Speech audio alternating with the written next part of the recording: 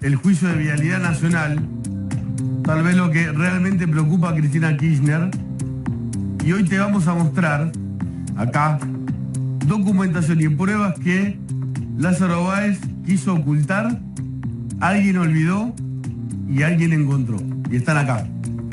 Está con nosotros también ya Elisa Carrió, la voz más portentosa de la oposición en medio de un momento del país bastante singular, con hechos violentos, el atentado a la vicepresidenta, la toma de tierras en el sur, camioneros y un audio donde se habla de sicariato, entre muchas otras cosas, además de la interna de Juntos por el Cambio, la inflación, la economía. Le vamos a preguntar de todo. Pero mirá, vení, grúa de Echi, como te digo yo. Miren esto. Acá. Voy a levantar así el oeste. Son todas pruebas y documentos, algunos originales, de las empresas de Lázaro Báez. No son parte de la prueba del juicio de vialidad porque el que las encontró tarde, pero demuestran que muchos de los argumentos y de las pruebas del alegato del fiscal Luciani son ciertos. Está con nosotros Lucía Salinas, que sigue el juicio minuto a minuto. A ver, uno de los argumentos más, digamos, troncales, ¿no?, del alegato de Luciani es que Lázaro Báez manejaba vialidad provincial y nacional. Sí, uno de los puntos centrales de la acusación que llevó a Cristina Kirchner y a su ex socio comercial a este juicio por presunta corrupción en la obra pública sostiene que desde Vialidad Nacional, como la Agencia de Vialidad Provincial, radicada en Santa Cruz, se montó un esquema de facilidades y de beneficios para Lázaro Báez. A punto tal que dentro de Vialidad había ex empleados de Austral Construcciones que tenían, por ejemplo, que evaluar las ofertas económicas que el grupo económico realizaba a la hora de concursar para ganar alguna ruta. También personas claves en áreas administrativas. ¿Quién controlaba a quién? ¿Quién controlaba a quién? Y también la pregunta es, ¿quién determinaba la mejor oferta cuando en muchísimos concursos solo se presentaban 3 empresas de Lázaro Báez? No había manera de que Lázaro Báez no gane. Sale o sale, como el juego de azar. Mira, este es un mail de Víctor Paniagua, que está acá, que es un funcionario o ex de Vialidad Provincial de Santa Cruz, que está imputado en la calle de Vialidad, pero en otro tramo del juicio. En otro tramo que se ocupa más de los funcionarios de la provincia de Santa Cruz, ex gobernadores como ex ministros también de la provincia de Santa Cruz. Sí. Ahí está, mirá, Víctor Paniagua. Dice, hola Víctor, esta es la respuesta, ¿no? A la fecha no ha llegado ningún contratista a la Ruta 12, ya se retiró todo, limpiemos todo, con respecto a la iniciativa de colocar alcantarillas y guardarray, no prosperó. Esto le dicen de Austral Construcciones a Vialidad Nacional. Víctor, no llegó el contratista a la ruta, no va a haber guardarray, no va a haber alcantarillas y no prosperó. ¿Qué es lo que pasaba? El pedido, y esto tiene que ver con todo lo que estuvo enunciando Luciani en muchas de las obras. La orden de los jefes es no hacer nada, nada más. La orden de los jefes es no hacer nada más. Le dice Austral Construcciones al organismo que tiene que auditarlo y controlar lo que es vialidad de la provincia. Seguimos leyendo el mail. Lo vemos atrás. Este es el estado actual de la obra, ¿no? Hay que agregar que faltan alcantarillas en las zonas, que aún no se trabajaron, y los guardarray. Esto es lo que le dicen, ¿no?, desde Vialidad a... Acá están todas las pruebas. A Austral Construcciones. Porque, y esto tal vez lo más importante, lo voy a leer de acá, ¿qué es lo que decía el ingeniero Schneider Charles? Se solicita por este medio colocar guardarrays. Qué mala letra que tiene este señor.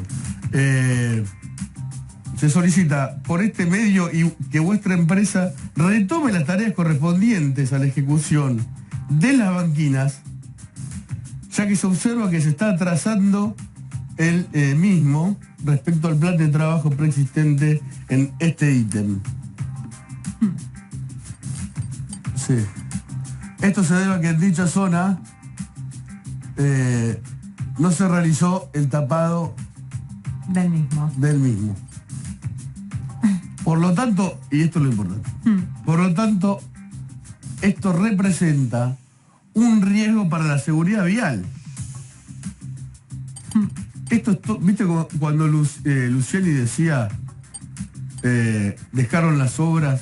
Esto además generó tal vez muchas muertes y los inspectores remarcaban esto y Lázaro Báez respondía lo que leímos antes. No podemos hacer nada más. La orden de los jefes es no hacer nada más. Y así fue. Pero sobre eso te hago una salvedad y algo que dijo hoy Juan Villanueva, que es el abogado defensor de Lázaro Báez. ¿Qué dijo? Ayer el abogado dijo, Lázaro Báez apostó al país. Ajá. Persiguieron, buscaron meter en la cárcel a alguien que solo apostó al país y sobre todo apostó a la Patagonia. Hoy fue un poco más allá el abogado. Sí. Y dijo, Lázaro Báez ganó las 51 licitaciones porque siempre realizó la mejor oferta. Dio un paso más allá. Dijo, no solo siempre hizo la mejor oferta, sino la más barata. Y todas las rutas que le dieron a Lázaro Báez se hicieron, se terminaron y no hubo sobreprecios en ninguna. En la provincia de Santa Cruz... Toledo, de Austral Construcciones, sí, que le decía a Vialidad, la orden de los jefes de Austral es no hacer nada más. Cuando le decían, pongan las banquinas, pónganle guardarray. Sí. Terminan la obra como corresponde finalmente, pero además... Ruta 12 vieja, ¿no? Decir, todas las obras se terminaron, se contrapone con las 24 rutas que a lo largo y a lo ancho de la provincia de Santa Cruz están sin terminar y muchas de ellas licitadas entre 12 y 15 años atrás y en manos del Grupo Austral. Esta es una de esas rutas. Sí. Esta es la famosa ruta 288. Una, justamente, la del Mail y una de las rutas que fue peritada por orden del tribunal y sobre la cual al menos el perito de la Corte y el perito de la Fiscalía determinaron ambos que se aplicaron sobreprecios y que hubo modificaciones de los plazos que no tenían ningún justificativo. Todo eso lo rechazó el abogado de Lázaro Báez, diciendo que era mentira. Está bien, tiene derecho, ¿no? Es su tarea, sí, plantear la inocencia de su defendido. La verdad que el inspector de obra fue bastante benevolente, porque decía, pónganle guardarray y banquina, y no hay nada. No había ni asfalto, ¿no? Otra novedad que encontramos en los papeles de los Lázaro Leaks. Lázaro Báez, como los Kirchner, tenía una inmobiliaria en su mansión. Vos conociste Villarinos 126, ¿no? Sí, claro. Río Gallegos. Es donde estaba la supuesta bóveda. La bóveda. Es la casa principal de Lázaro Báez, sí, a muy pocas cuadras de la casa de Cristina Kirchner, a no más de 4 cuadras de la casa de Cristina Kirchner. Un localcito ahí de servicio inmobiliario de Lázaro Báez. No, es su casa. Ahí, mirá, factura B. Servicio inmobiliario de Lázaro Báez. Le alquilaba a Lázaro, y esto no se conocía hasta ahora, entiendo que es en Calafate, varias de sus propiedades. Él mismo alquilaba, sí, a través de sus propios servicios parte de las propiedades, sí, que ya había adquirido. Esto es interesante, perdón, la anterior, porque la alquila 14 días. Y los hoteles que él alquilaba en el Calafate a los Kirchner estaban vacíos. No está alquilando la casa por un año, 14 días, dice. Alquiler de 14 días del mes de abril del 2014. Pues claro, un Airbnb. Mira, pero además mira la fecha de la factura, 30/4 del 2014. Para esa fecha, Lázaro Báez había declarado ante la FIP tener un patrimonio de 66 millones de pesos. Para ese entonces solo declaraba 79 propiedades, que para vos, para mí, para el común de la gente ya es un montón. 3 años después, 2.300, la justicia federal le dijo, no señor, usted no tiene 79 propiedades, usted tiene 1.412 bienes, muebles e inmuebles distribuidos en 8 provincias y no tiene 66 millones de pesos de patrimonio, tiene más de 3.000 millones de pesos de patrimonio. Parte de esas propiedades las alquilaba de esta manera. Sí. Así. Hay más pruebas, Servicios, ¿no? Inmobiliarios Lázaro Báez. Esto está absolutamente a disposición de la justicia. Ayer también, corregime Lucía, Sí. el abogado de Lázaro dice que registró Austral Construcciones y la creó sabiendo que Kirchner iba a ser presidente en abril del 2003. Es mentira, porque en ese momento nadie sabía que Kirchner iba a ser presidente, ¿no? Pero dijo algo más. Sí. Dijo que Lázaro Báez para el 2003, para mayo de 2003, ya era un empresario de la construcción porque en 2002 había constituido como director de la empresa Badial Sociedad Anónima. Ajá. Te tiro un dato sobre Badial Sociedad Anónima.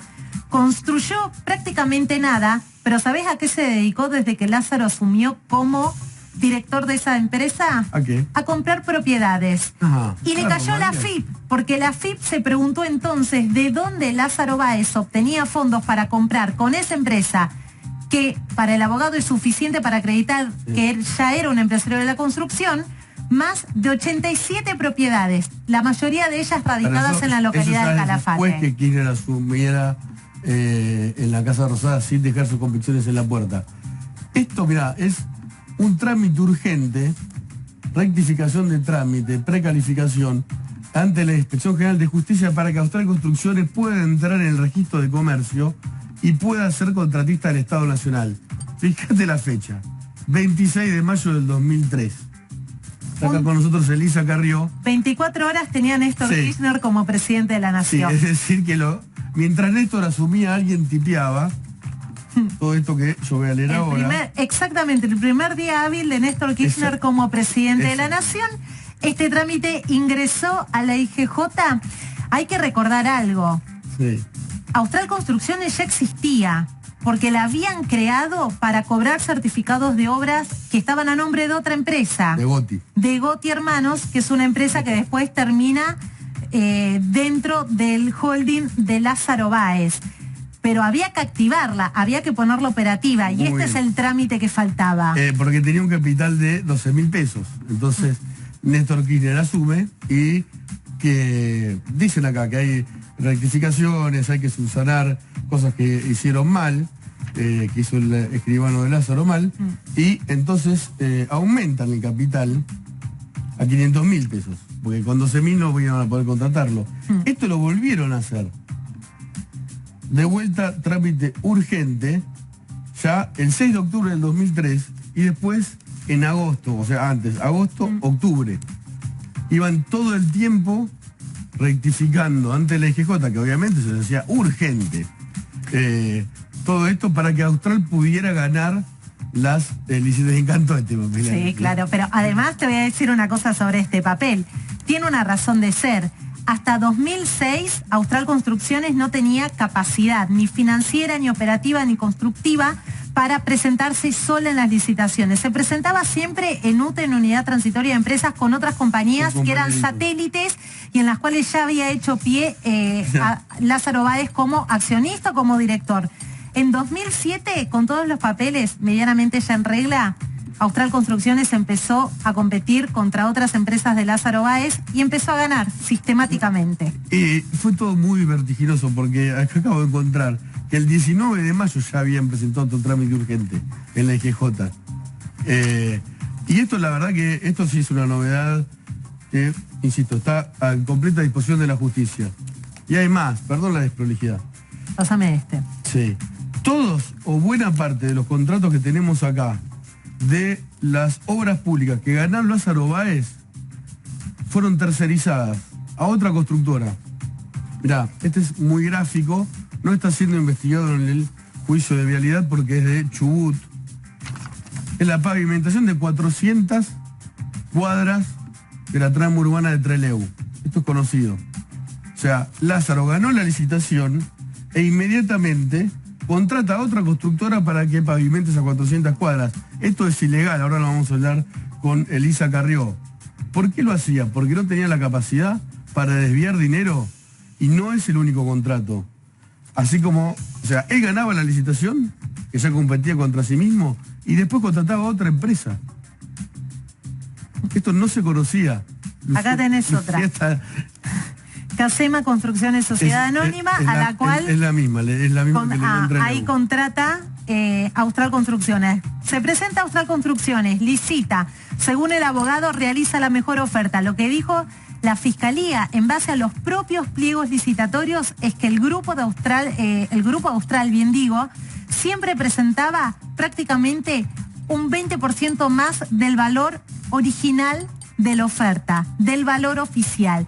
Y él mismo, la misma oferta que iba realizando Lázaro Báez, hacía que el costo oficial aumente, algo que a lo largo del juicio algunos técnicos especialistas en la ley de obras públicas dijeron está contemplado dentro de la ley, pero eso derriba un poco el argumento de que Lázaro Báez hacía la mejor oferta y la más barata, es que porque no podía, siempre llevaba al tope de la ley los costos. No podía, mirá, Santa Cruz, Plan Cantera 2, contrataba al transporte, porque no lo tenía. No lo tenía. Tenemos un montón de papeles. Esto la verdad que... Es otro contrato. Sí, agarra los contratos, Lucía. A ver, acá tenés. Estudio proyecto de construcción de obras básicas y en ripeo de la ruta provincial 9, tramo racional ruta 3, ruta 40. Gana Austral Construcciones y contrata a otra empresa. A otra empresa. Es... la verdad que es muy impresionante. A ver, un resumen de todo lo que estuvimos mostrando. Acá tenés lo primero, sí. El mail. Gracias. El mail de vialidad de una autoridad, un trabajador de Austral Construcciones, a uno de los ex funcionarios de Vialidad Provincial, diciéndole no podemos hacer nada más. Vialidad le dice, pongan banquinas, pongan guardarray en... El inspector de obra. Sí. Porque hay... A mano alzada, le dice, está en riesgo la seguridad, en este caso de los santacruceños que circulaban por esa ruta. ¿Qué dijo Austral Construcciones? Hasta acá llegamos, no hicimos más. Acá tenés el otro papel, Nico. Tenían en su casa, en su mansión, una inmobiliaria, Báez, que alquilaba diferentes casas. En esta dirección, Villarino 196, una de las propiedades que la justicia ya dijo que fue comprada con dinero de origen ilícito y por eso tiene una condena a 12 años por lavado de dinero. Hay que ver todas las facturas y después... IGJ. Uno de los argumentos más fuertes, ¿no?, de la defensa de Báez, que empezó ayer el alegato en el juicio de vialidad, fue: es mentira que armó Austral Construcciones porque Kirchner iba a ser presidente.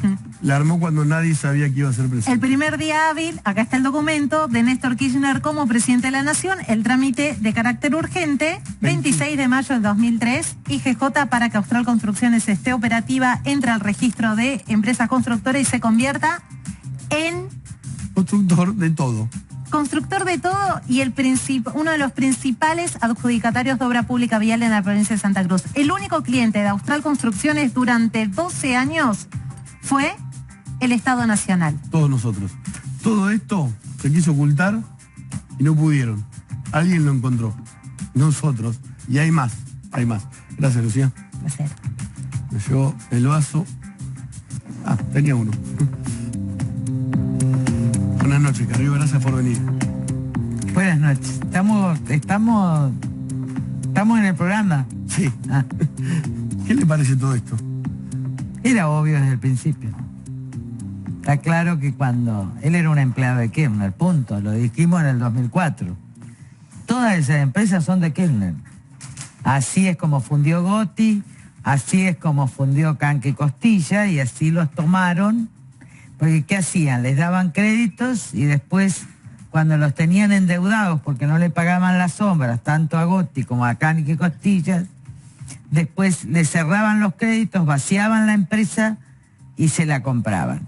Este fue el esquema de vaciamiento primero de empresas constructoras serias, en principio.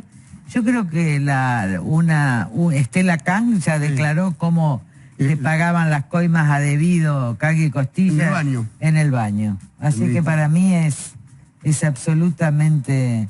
Ahora, el problema... ¿Cuánto tiempo pasó, no?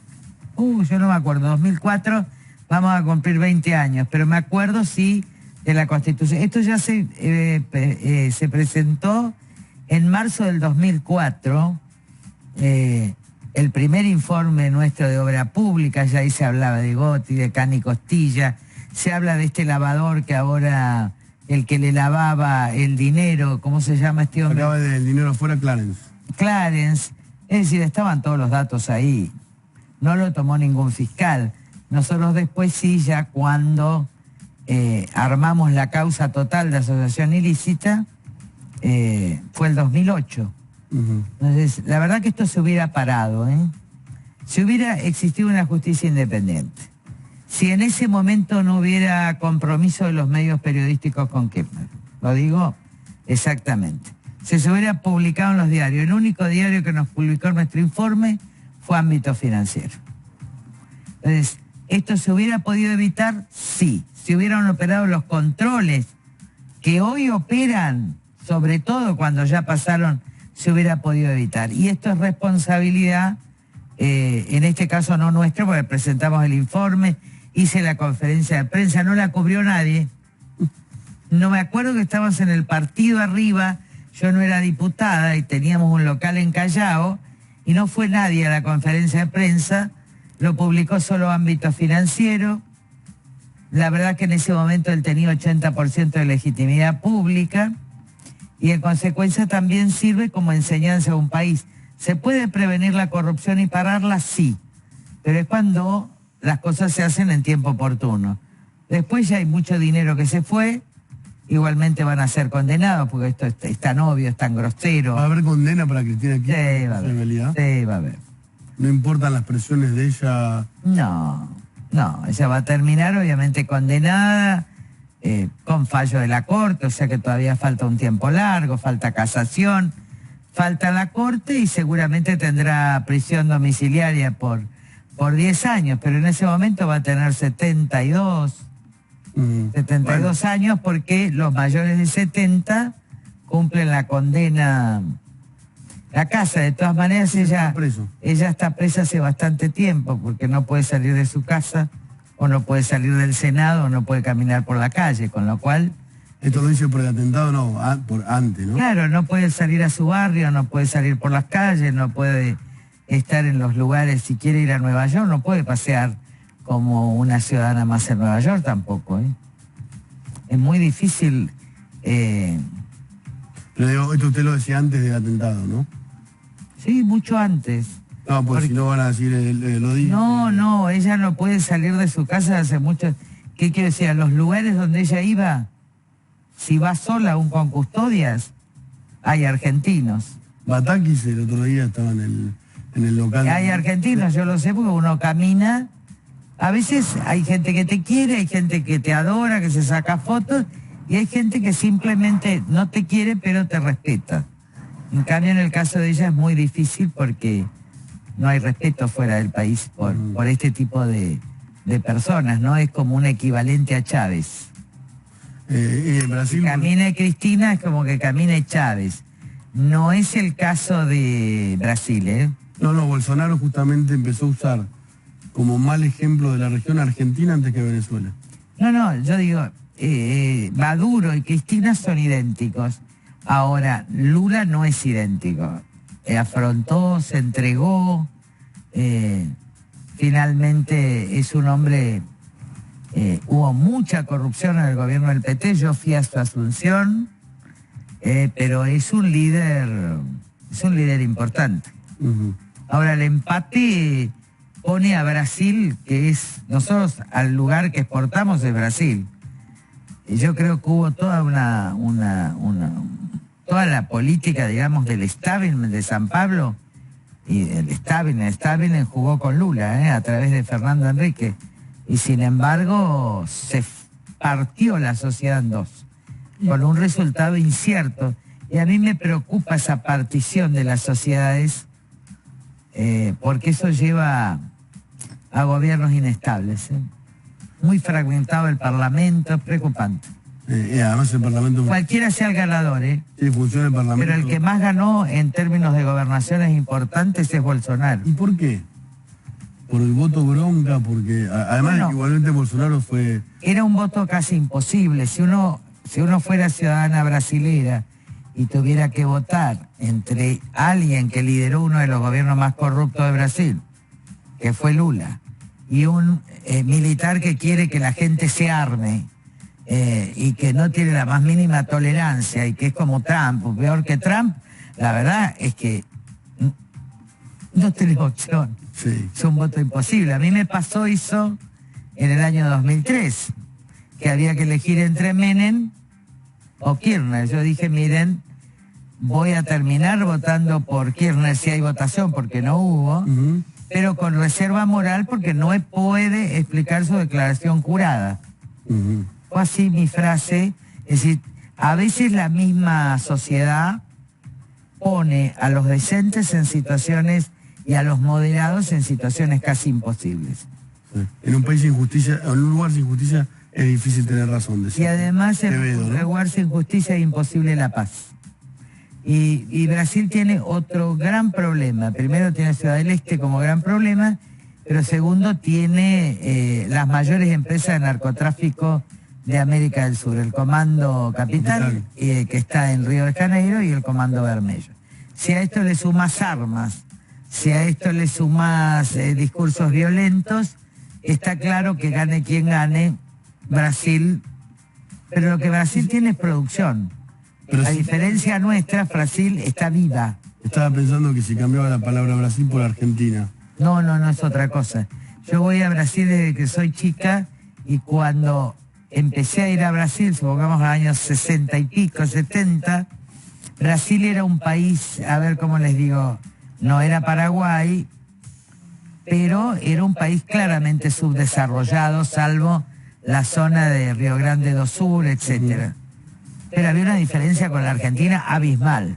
Hoy la diferencia abismal es entre Brasil y Argentina. Eso lo vi por, bueno, uno de vieja puede tomar las cosas.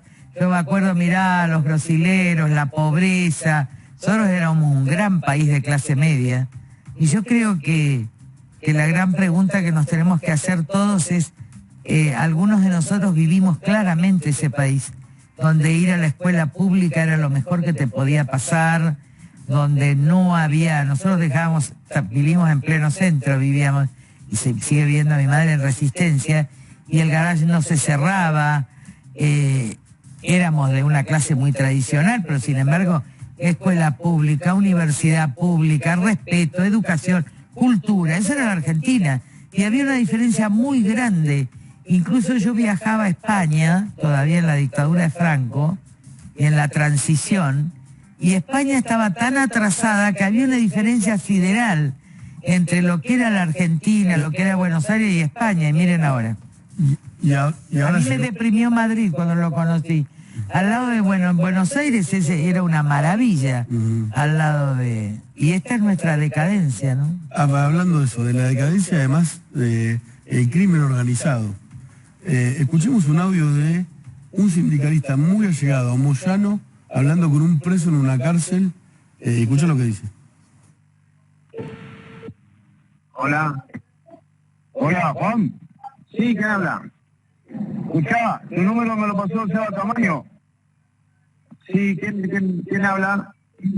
Escuchame, nosotros somos los que le prendimos fuego al sindicato de la y ahora vos querés que lo caguemos a tiro, tenés que bajar la moneda, amigo. Bajar la moneda y lo cagamos a tiro al toque. Como la vez pasada, vos sabés que bajar la moneda y lo hacemos al toque. Pero después nos comunicamos bien, bajar la moneda y le hacemos lo que vos quieras, como siempre. Listo. A ver, esto es así. Camioneros, el sindicato de Moyano perdió la seccional Santa Fe. Se la ganó un dirigente llamado Aladio. Lo que estabas escuchando es a uno de los dirigentes de camioneros, Rama Moyano, hablando con un preso de una cárcel, que le dice bajar la moneda, o sea, la plata.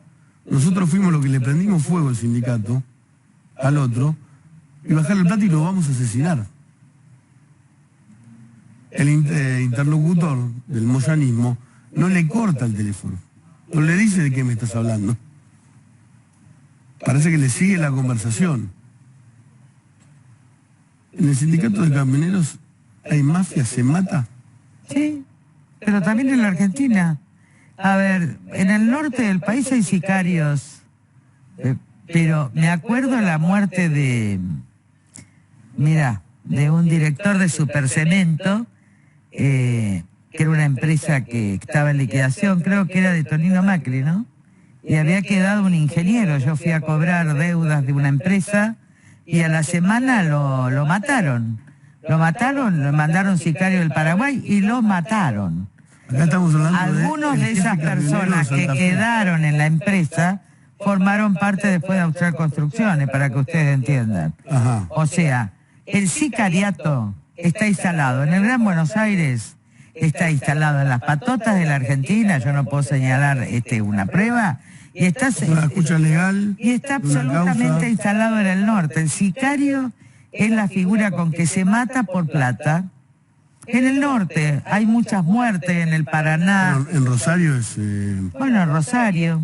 este es el ¿Qué quiere decir? Lo que a nosotros nos... Yo creo que no hay conciencia,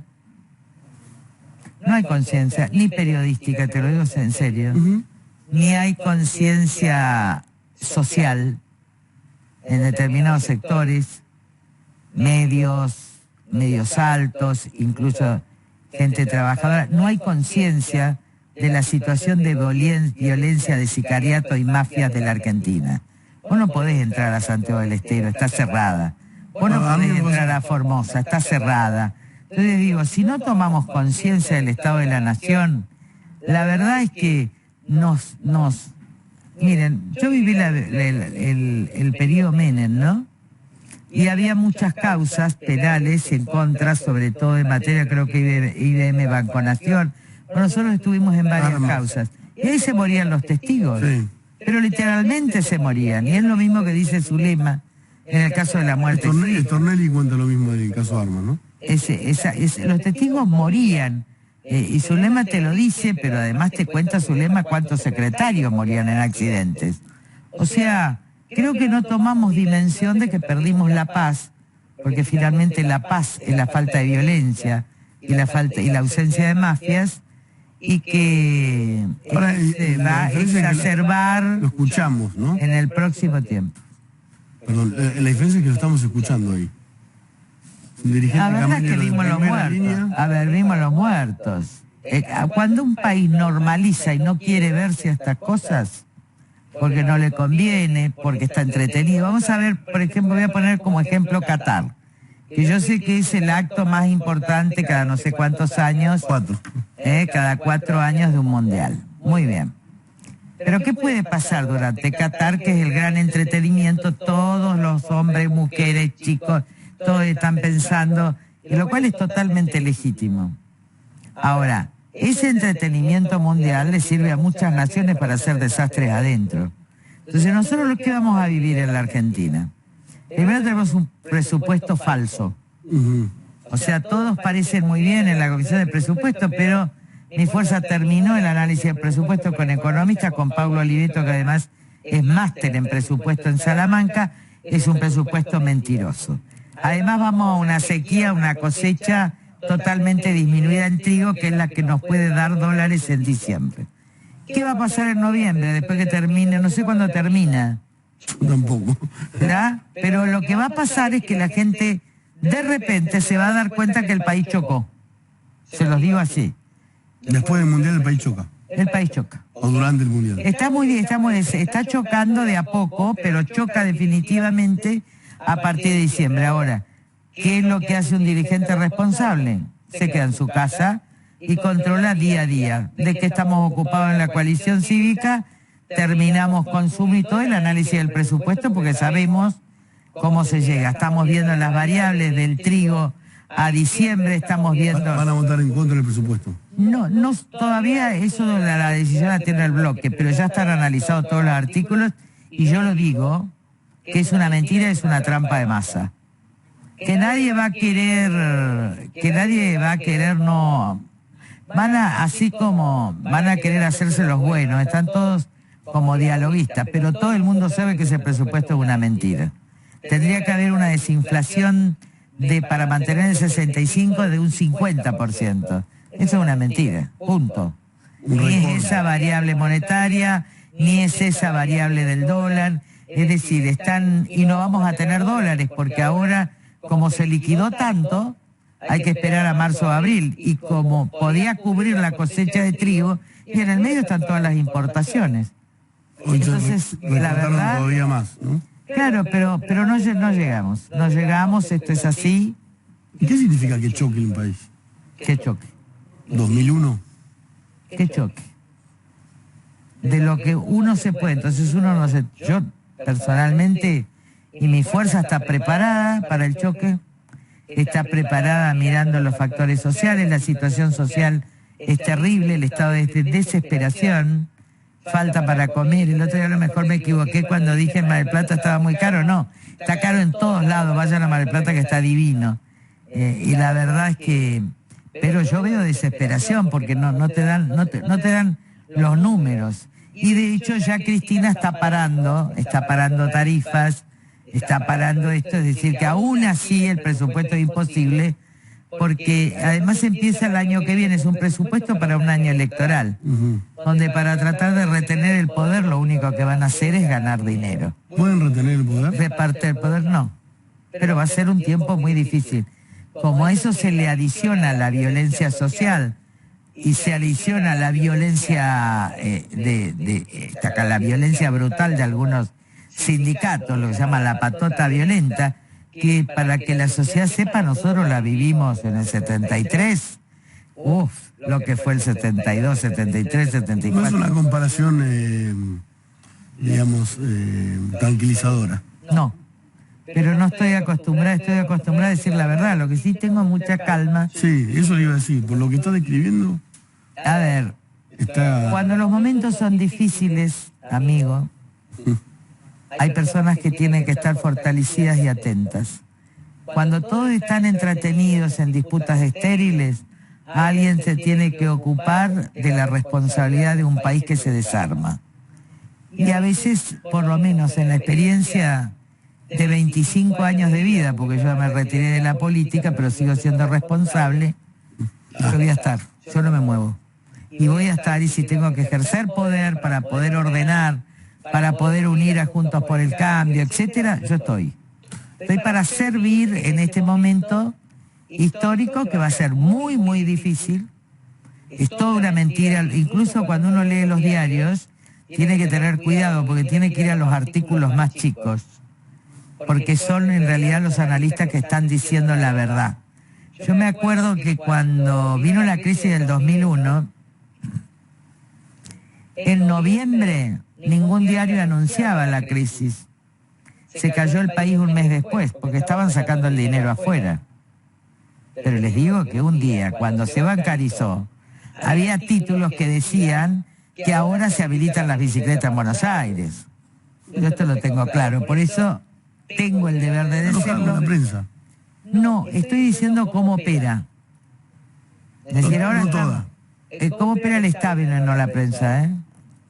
Yo creo mucho en los periodistas, he trabajado muy bien, tengo el respeto de todo el periodismo y nos queremos, pero vos sabés que también el establishment maneja qué se puede publicar, cómo se puede publicar, esto es así, lo digo desde siempre, pero estoy acordándome de la historia para denotar cómo hay un punto donde la sociedad no sabe, hay otro punto en que la sociedad directamente no le importa, y hay otro punto en que la sociedad está tan entretenida que cuando pasan las cosas es como si...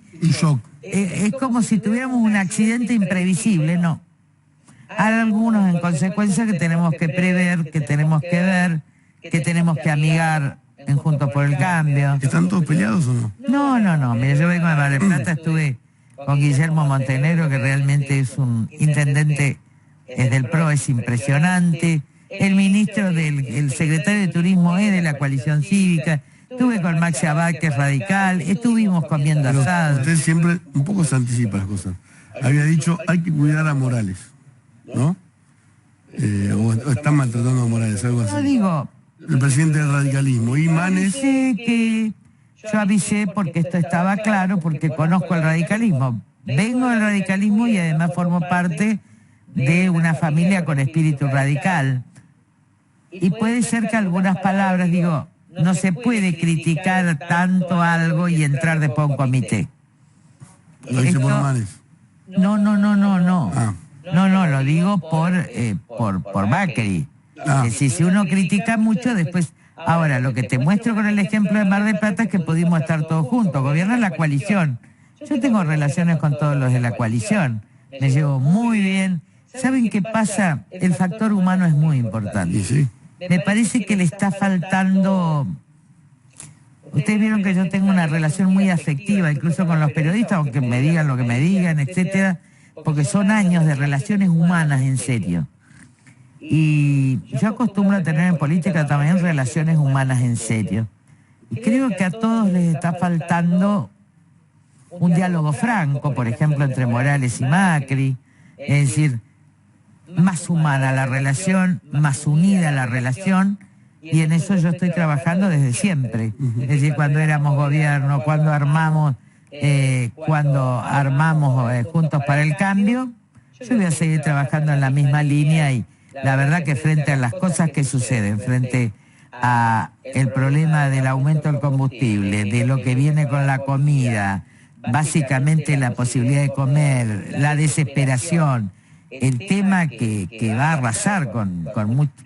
Yo lo que veo es que este gobierno va a terminar arrasando a las clases medias de Argentina, que son las que dan trabajo a las clases trabajadoras. Que este sistema está eliminando a las clases medias. ¿Pero es una estrategia o es una consecuencia de...?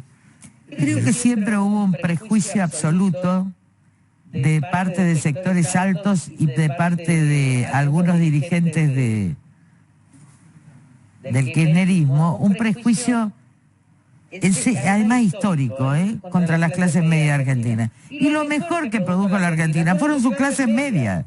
Fue lo que llevó a hacer este país un país extraordinario. Entonces, a veces veo en sectores tradicionales, antes llamados oligarquía, que no son, pues, yo no quiero ser de clase media. O en sectores del propio peronismo, cuyos hijos, los hijos de Evita fueron todos de clase media. Ella lo tenía claro, ella tenía claro el ascenso social, hablando también despectivamente de clase media, pero viviendo en Puerto Madero, lo cual es un sinsentido. Entonces creo que ese prejuicio y desprecio hacia la clase media ha sido un error histórico de la Argentina, porque si la Argentina fue un país desarrollado, fue por la construcción de una clase media poderosa, y creo que hay que ayudar a pasar esto, porque esta clase media también, aunque algunos de los hijos se nos vayan, otros vuelvan, es el motor de la Argentina futura. Un pequeño corte y volvemos. Ah, bueno. Ya volvemos con Carrió. ¿Y agua? No. Tiene ahí. Toma Carrió, agua y volvemos.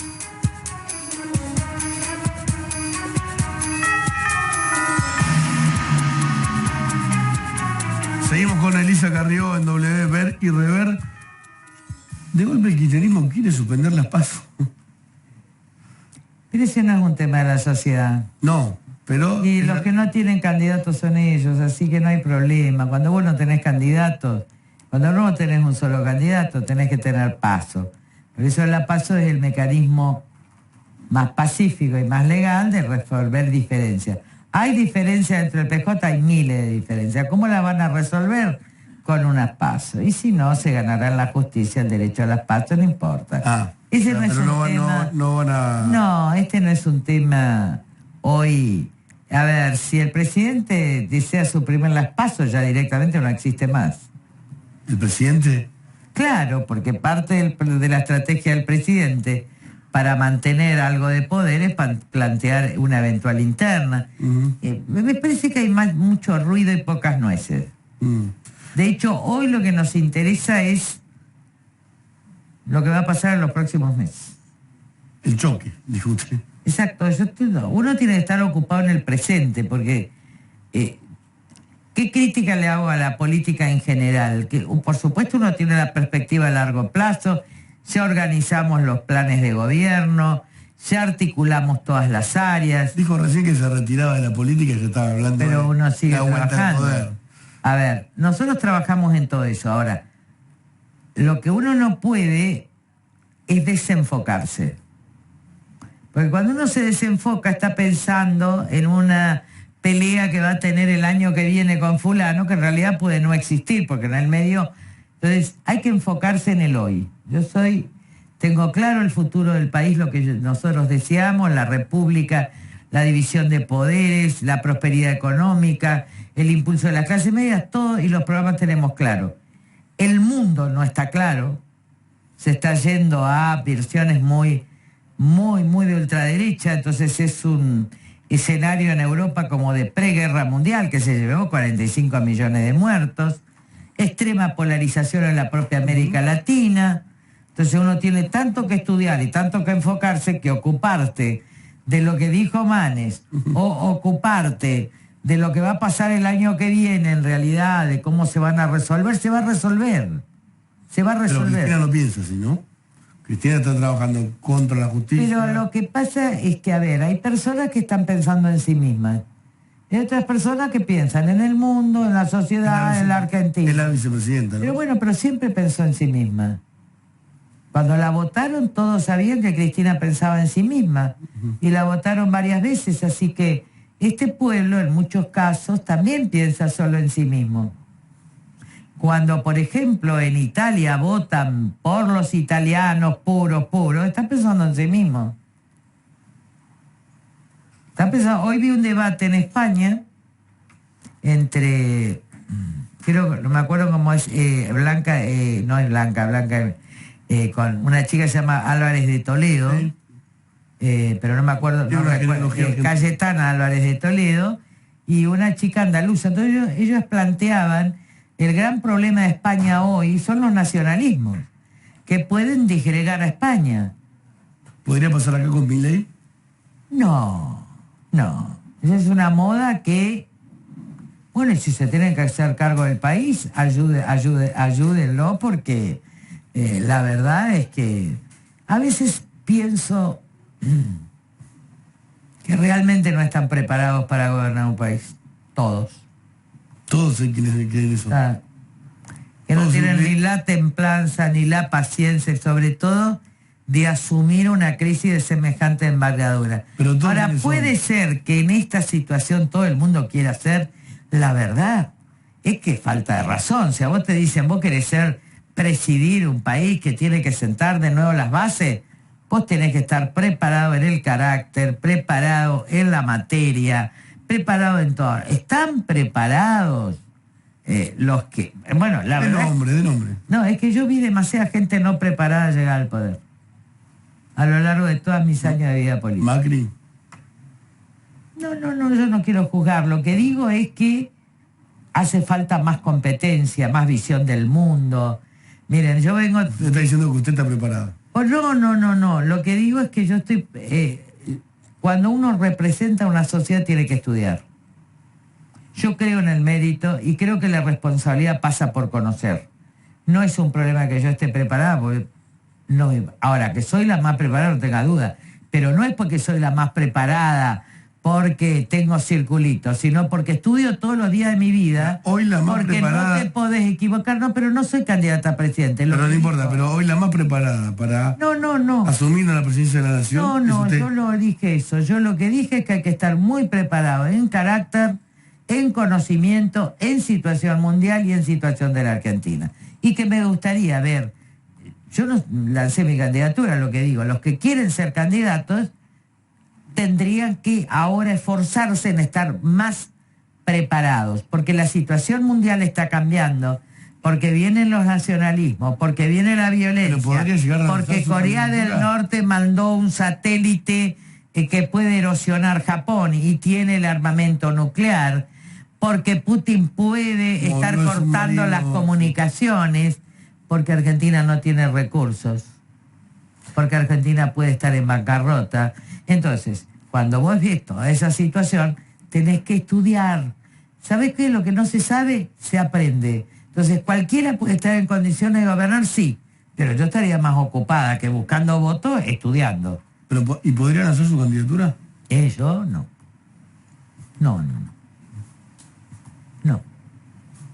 No, porque creo que hoy sería solo una fricción. Hoy. Y para mí sería un deber...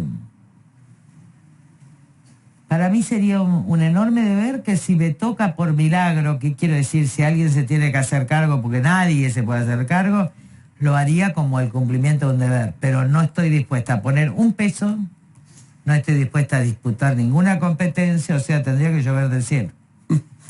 Todo puede pasar. Si llueve del cielo, y además quiero decirle a toda la comunidad judía que hoy empieza el Día del Perdón, y me parece muy importante, este día es sagrado, y es el día que Dios perdona a su pueblo.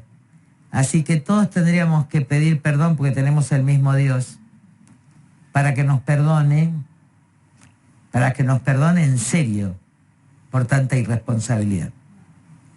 Muchas gracias, Elisa Carrión. Contra él. Ya volvemos.